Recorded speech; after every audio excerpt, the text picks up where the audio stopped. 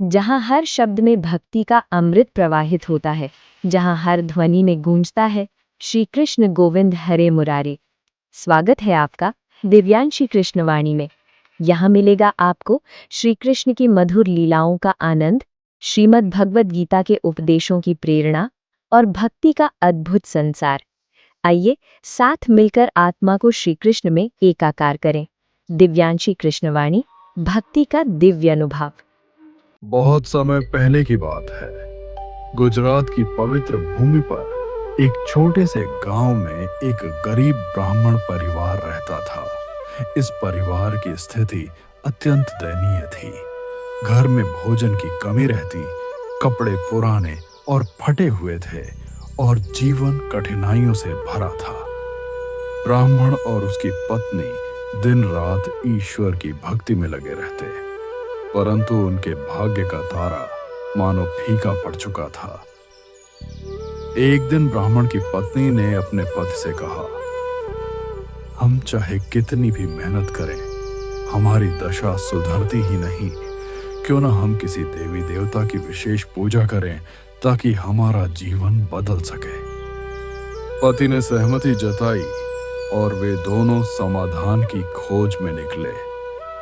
गांव के बाहर एक वृद्ध साधु रहते थे। ब्राह्मण दंपत्ति ने जाकर अपनी पीड़ा उन्हें सुनाई। साधु ने कहा, तुम्हारे दुखों का निवारण केवल दशामा की पूजा से होगा। यदि तुम सच्चे मन से उनकी आराधना करोगे तो जीवन की सारी विपत्तियां दूर हो जाएंगी और सुख समृद्धि तुम्हारे घर आएगी। ब्राह्मण और उसकी पत्नी ने साधु के बताए नियमों के अनुसार दशामा की पूजा आरंभ कर दी। वे प्रतिदिन प्रातः स्नान कर शुद्ध मन से दशामा का व्रत करते, दीपक जलाते और भजन गाते। उनकी आस्था इतनी गहरी थी कि भूखे रहने पर भी वे व्रत नहीं तोड़ते।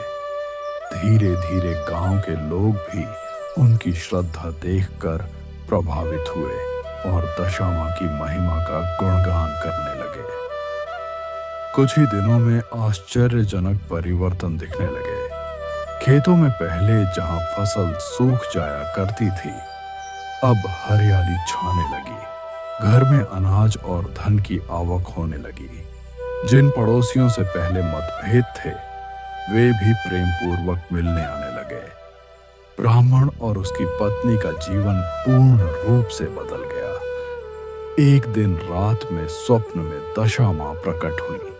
उन्होंने कहा, तुम्हारी सच्ची श्रद्धा और निस्वार्थ भक्ति से मैं प्रसन्न हूं। अब से तुम्हारे घर में कभी दरिद्रता नहीं रहेगी। लेकिन याद रखना, इस समृद्धि को बांटना ही असली पूजा है। जरूरतमंदों की मदद करना, तभी मेरी कृपा बनी रहेगी। सुबह उठकर ब्राह्मण और उसकी पत्नी ने उस आशीर्वाद को जीवन का नियम बना लिया। वे अपने पास आए धन का एक बड़ा भाग दान करने लगे। धीरे धीरे वे पूरे क्षेत्र में दयालु ब्राह्मण के नाम से प्रसिद्ध हो गए। आज भी ग्रामीण मानते हैं कि दशामा की सच्ची पूजा करने से दुख, दरिद्रता और संकट दूर होते हैं। श्रद्धा और आस्था से जो भी उनकी व्रत कथा करता है, उसके जीवन में सुख समृद्धि का प्रकाश फैल जाता है।